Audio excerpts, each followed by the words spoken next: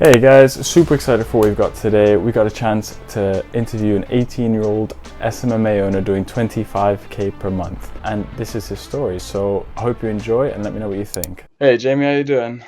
I'm good, thanks. How are you doing, my friend? I'm good, I'm good. I appreciate you coming on today. Yeah, so just take us to the start of your journey. Tell us like who you are, what you do, and kind of why you chose this life. So my name is Jamie Chadburn. I'm 18-year-old entrepreneur from the UK in Leicester. It's not very nice down here. Um, but I've been in probably like the online business space for around like 2 years now. So I Yeah. started off as a copywriter. So I'm sure everyone's heard of this guy called Andrew Tate. I don't know. I don't want to get controversial, so I'm not going to say anything. But I was in his Hustlers University, like back like one of the originals in there. And yeah, I come up through the copywriting course, made a bit of money here and there, built some, I'd say, good sales skills, and good mindset in there as well. And then I Yeah. started to transition into SMMA. From Hustlers University, we created like a mini network, like we all left and created our own network. And yeah, Mm-hmm. we sort of just lots of people in that group started to transition to SMMA, and I decided to take the same path. And it's been definitely life changing ever since. My life's definitely taken a different path than it usually would have done. Yeah, of course, of course. Is there a specific reason you chose SMMA? I know you said you're a copywriter and that, but is there something that like really struck out about SMMA? I'd heard about it before. I thought like when it was lockdown, obviously in 2020, I used to just binge TikToks. Like I planted it in my mind that I wanted to be successful, and obviously you had like all the drop shipping TikToks. Mhm. You had there was a bit of SMMA in there. It was more just pitch local businesses, marketing, get someone in, and then get money. So I sort of knew Yeah, what it was, and I'd seen people transitioning in my network to this business model. Um, it made sense with copywriting because transferable skills, like you could say similar. Like I'd wrote ad copies before, hmm, nothing to do with systems though. But yeah, it made sense to me. I'd seen people do it. I'd seen people be successful in it. So I decided to make the step, and I started off in Max Pearson's free SMMA course. yeah, yeah. Learned the basics from there, and then sort of just I've kind of created my own little twist on SMMA. Okay, okay. And when you say like little twist, you mean more on this service delivery side and like Yeah, the I think mindset. so. Most people in SMMA, obviously, they'll sell Facebook ads, but they'll sell what everyone else is selling. So I'm not going to reveal too much, just in case anyone in my niche is out here to steal. I'm Mhm. in the medical aesthetics industry, if anyone's wondering, but I don't like I have a unique offer. So I still do the appointment setting, but I also offer individual like different things, um, like memberships. You can feel free to steal that. I don't think anyone's going to execute it the way I do, but I Yeah, offer like different packages, and it helps when outreaching because when outreaching, I've tried to really eliminate the buzzword of Facebook ads, guaranteed appointments. I've tried to eliminate them words in the outreaching side, and that's definitely mhm. helped. But yeah, I'm sort of like my vision in the future. Like I'm looking at developing a few apps. I'm looking at bringing in like a training academy for my. That's what I'm going to transition my agency into. Okay. Similar to Charlie Morgan's model, but staying within the same industry. That's Yeah, sort so of the twist I've taken on it. yeah, so obviously he's got the course and everything. And do you think you do it more like the SaaS route? I know you said develop your own software and Um, Sort of. I'm more on the marketing and sales side of things, and I want to train people within my industry and how to master sales, how to master marketing, without having to pay stupid agency fees for leads. Obviously, there's loads of people in the industry, loads of local businesses that are getting screwed over by agencies. So Mhm. it makes sense for me to train them up on themselves so they don't have to go through that experience. Currently, Yeah, I'm still an agency, so I don't want people to not want to go with agencies at the moment, but in the future, that's something I could look at. yeah, In terms of the SaaS route, I think it's very hard to sell go high level to local businesses, okay. mainly because Max Pearson touched on it before about they're not tech savvy. Hmm, So hmm. I'm going to create my own softwares, my own apps that essentially it's just plug and play. Like it's not going to be too much work on the technical side, and I don't think they want like software like Go High Level is obviously a marketing and sales software predominantly. I don't think Mhm. local business owners are going to be too bothered about that. They want something that they could probably give to their customers, or their Mhm. clients to improve their experience. They're not really too bothered on the sales side of things. But that's my opinion on the whole SaaS.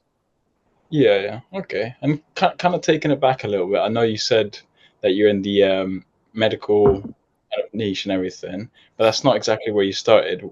If you don't mind sharing, whereabouts did you start? Yeah, so I started in the scuba diving industry. So I'm a Very, qualified scuba diver. I'm nowhere near pro or anything when it comes to scuba diving. If there's anyone watching, I'm like a beginner, but I decided to take my agency into essentially a niche that has never been tapped into. I've never heard of anything like it, I no. know. I took a huge risk, and I got to 10K a month within that industry. Um, and then I started to bring staff in, employ people. So I was making Mhm. 10K. I was probably on staff spending about 5K, and Okay. then reinvesting into ads and stuff. I was putting in about 1 to 2K. So Yeah. I wasn't actually coming out with whatever. I was coming out about 3,000 a month from it. Um, Yeah. but I decided to sell that agency off. I sold it for a very, very cheap price. Mainly because it was with my other agency growing in the medical aesthetics industry. It was a bit of a Mhm. bottleneck having to manage this other agency that wasn't profiting me loads of money, and it already reached its full potential. Because in the UK, I Okay. think there's only like 36 scuba diving centers in the UK, so you Yeah. can call them all in one day. It's very difficult to scale within the industry. But Yeah. definitely learnt a lot, and also I learned to take risks because it was a big risk going with an industry that literally no one was talking about. Yeah. Um, but it was not one that I could have created a YouTube channel saying, "Look at this is the new unsaturated niche," because Yeah. having probably more than one person in there would have made it saturated. Yeah. I think there's this concept constantly of people talking about red ocean versus blue ocean. Obviously, the problem with blue ocean is sometimes it is quite, like you say, very niche, and there's nothing to pull from, so you can't learn from like previous mistakes and that. And touching on that, what do you think were some of the mistakes that you made at the very beginning that kind of turned your journey and made you essentially who you are today? I'd say inconsistency, and also over Christmas, I made a pretty decent amount of money over Christmas. I Mhm. had about 5 to 6K like sitting in my bank, and I'd Mhm. never seen that before in my bank. And I went mental. I was balling out. I was smoking cigars. I was drinking, buying expensive stuff, and then it come to like January, February when I was really going at it with, I wanted to be making like loads of money with SMMA essentially. Yeah, Um, yeah, I sort of lacked that drive because I thought, well, I'm not doing anything that involves spending money. It involves balling out. So mhm. I essentially hit a bit of a bottleneck where I just wasn't working very hard. Everyone was starting to even in my network, there were some people that were like barely making any money, and they started to overtake me. And it was a bit of a Yeah, wake up call. So I'd say for the first 3 months of this year, mhm. I just wasn't consistent enough. I wasn't hard work enough, and I was avoiding the pain. But yeah, for the past, I'd say, okay, past 3 to 4 months, I've been really on it. I've been solid. I've been embracing the pain. Yeah, Most of the money that I make from the agency goes straight back in. I invest in my time. Um, like I say, buy meal preps, anything, even just a simple thing as taxis, to get around yeah, places quicker. Like I'm just reinvesting my money back into myself and my yeah. agency, not necessarily going out and like splashing money on like watches, cigars, like going out. Mhm, And mhm. I'll say that's definitely been a big life lesson for me. Okay, okay. And obviously, touching on that, you say that I know you're big into mindset and how like you shifted and everything. Do you reckon there's some key frameworks that would help people listening to this today? I'd say that a lot of people are scared to take action, but Hmm. imperfect action always beats no action. So whoever's like, listening to this and they don't know what to do with their agency, or they don't even know how to start their agency. It sounds stupid saying it, but just start. Send messages with the worst offer possible, or not the obviously don't on purposely create the worst offer. Whatever offer you have, just test it out. See how it works, learn from it. You're not going to learn from no action. Like there's only so far that watching a few YouTube videos can get you. Um, action is always going to be. It's always going to be the number one thing that you will learn from in life. And this is another thing. I think this is one of the reasons that I beat most people in SMMA or in just the business space in general. I'm not scared of the hard work, not just on online, because people get very comfortable running an online business, but also you want real world experience. Like I also run an electrical company.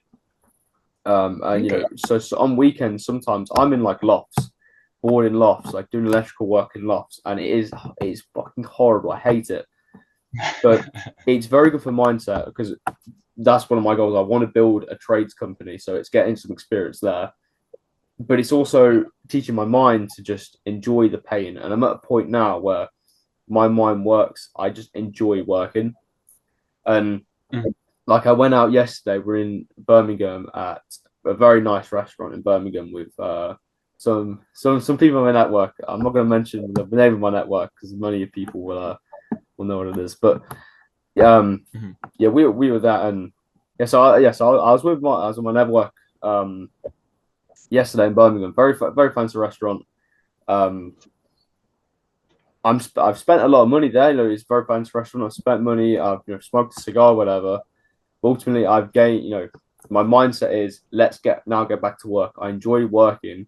Let's get back to work. Let's not live in a lifestyle of smoking cigars, going out to nice restaurants. That will come in 10 years' time, let's say, when I've built a recurring empire. Because my agency, if I'm to step back from my agency, I'm not going to make money. It will run for so long and then it will start to collapse. You need to get your business to a point where you can leave it completely alone and it's going to make money until you can actually sit back and relax. But for now, you have to get comfortable with pain. You have to get comfortable with really working hard, and it's not pretty. Like I say, I'm at a very healthy sum. I'm making probably profit. I'm making around 12,000 a month. In revenues, much higher than that, but it's not what you expect. Like people say 10,000 a month. It's not what you expect. I still live with my parents. I'm looking to move out next year, but that's only like between 200 and 800 pound or dollar apartment in another country. I'm not balling out or anything. And people have this perception that once you get to that milestone that you are, and it couldn't be further from the truth. Actually, your problems become bigger and you have to have an even stronger mindset to overcome them problems. So touching obviously on spending the money and how like most people in the space, they do have that goal of making 10K and then they think their life is sorted out. With that being said, where do you see the next steps for yourself? I know you said the electrical company and that. Where do you want to take your agency, your personal brand? I know you said you were potentially considering starting. Where do you see you and your businesses kind of going? So from now until the end of this year, it's mainly just focusing on the agency, focusing on the electrical company. Going a bit more specific. I'm going to start content around my agency. We've been putting it off for a while, but I'm going to start creating content for my agency, really building up the brand because that's what's going to carry it in the future. So build the brand for my agency, taking on more clients, taking on more like employees as well, like bringing in VAs, bringing in callers to call the leads, bringing in just special, people that can connect with the clients. I want to focus on maximizing my service delivery and building the brand. The electrical company, that's a little bit less glamorous. That's literally just every weekend knocking out 1 or 2 jobs, just to kind of build that reputation. I am going to start in the new year. I'm going to start to outsource that, so I don't have to actually do the physical work. But I've made the conscious effort to do the physical work for this year because, I say, it builds the mindset, builds the experience. So it's like the people that get into SMMA and they instantly get a media buyer. Well, you can't sell a service you don't know how it works because They're going to ask you questions. And also, what if your media buyer leaves you halfway through a campaign? Like, what are you going to do? Yeah, You're sort of in the mud there. So, back to that. Yeah, the battery electrical. I'm doing. I'm bashing out like work every single weekend for that. And then the new year looked to outsource. On the personal brand, I'm sort of sitting back and evaluating where to start with that, because I'd love to go. I could easily start a YouTube channel and become an SMMA YouTuber, but I feel like it's being done, and there's people in the place that are doing that. Like yourself, you're starting documenting your journey, which I think is great. I want to go slightly different. I want to go in a different route, but I'm not too sure yet.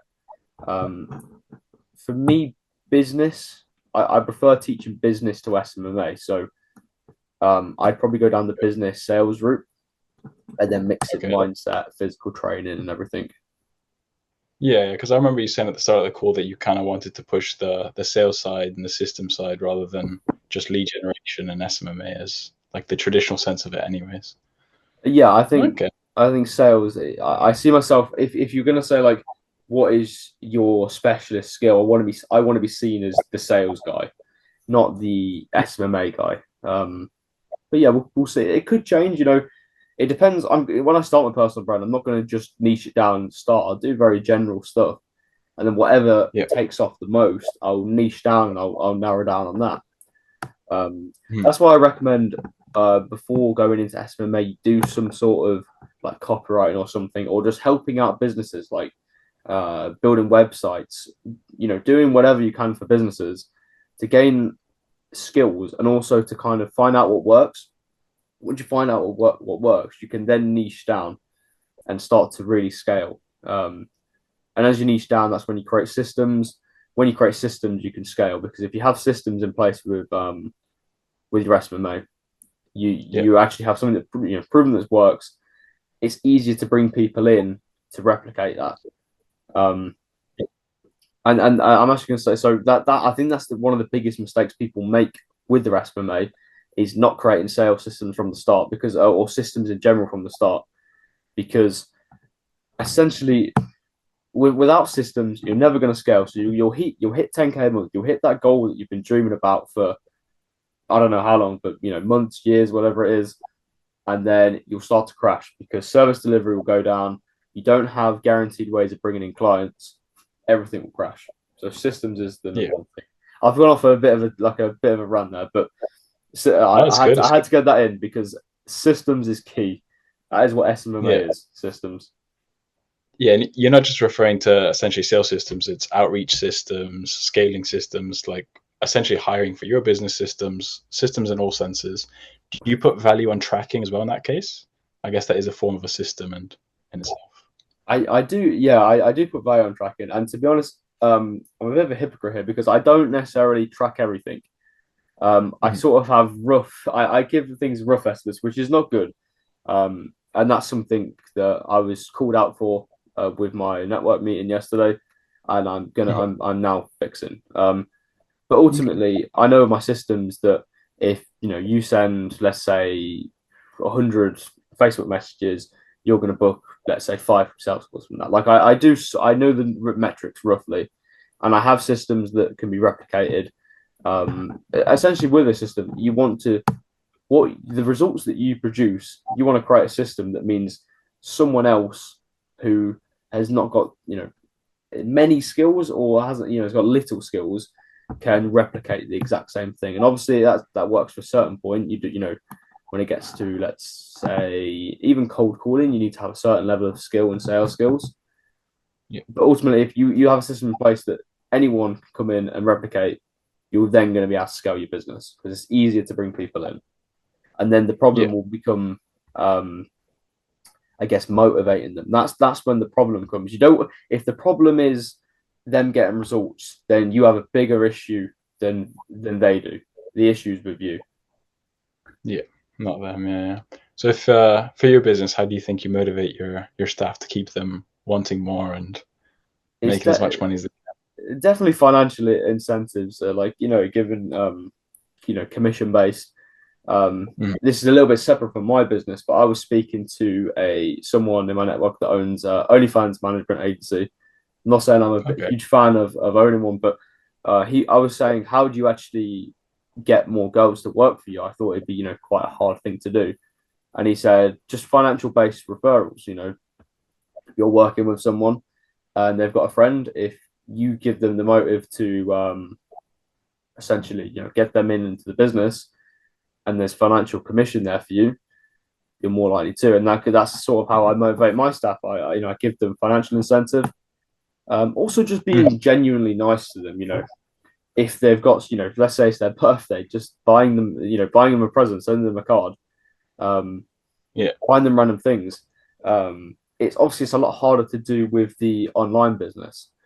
But my vision with the whole like trade side of things with the electrical company, I want to be able to go on site and like pay for these guys lunch, and just do really amazing things for them. But that's my way of, motivating my staff, and it's limited with online business, but financially incentivize them and just be genuinely a nice person to them. Don't treat them as a number. As soon as they're treated as a number, they'll then work like they're just a number. This is like when I used to work at McDonald's about 2.5 years ago. You're treated as a number. So if I'm treated as a number, I'm not going to respect any kind of decision that's made. I'm just going to, of course, get through the shift and then go and do what I enjoy. If they respect you and they know they're respected, they're going to do their best to impress you and make you money. Yeah. Amazing. I do just have one more question that I actually heard Charlie Morgan speak about. He says, what would you ask yourself if you were listening to you or talking to you today when you started? What's the one question you would ask yourself? What would I ask myself? Yeah, because it kind of makes you think in a sense of like a paradox, like if you knew I don't know how to put it. If you were in your shoes back at the start, but you were talking to yourself, what would you ask? What's the one question you would have wanted to ask? That's a very good question. I'm trying to think of the main problems I had when I began SMMA, and I think it probably was to do with the whole work thing. Am I generally going to be working like this for this long? And my honest answer would be yes, but the pain gets better. The pain gets harder, but it gets worse. So my question to myself would have been, does the work get harder? Is it this hard? I guess my answer to myself would be, yes, it's very hard, but over time it gets more fun. It becomes like a game. Yeah. Okay. Well, I appreciate you coming on. Where can people find you? Or because I know you've also got mentorship, is that correct? Yeah, I do a mentorship. I'm not big on like the whole course selling. Like I have a few sales courses. It's mainly aimed at beginners. I say if you want to leave a link to that, it's called the Business Battle Room on Discord. If anyone's like listening wants to hop in, I am gonna be like releasing a chat and everything. So if you just want to come in and network with people in there, completely fine. Mostly people can find me on Instagram. It is _chatters_04, I believe it is. If you can leave that in the description, that'll be brilliant. But yeah, if you've got any questions related to SMMA, related to business mindset, give us a message. And yeah, I'll respond the best I can. But no stupid messages. Ask good questions. Like, don't come up with a question that you can ask on Google. Ask me genuinely interesting questions. Yeah, of course. I appreciate you coming on, man. Thank you for your time. I appreciate your time, man.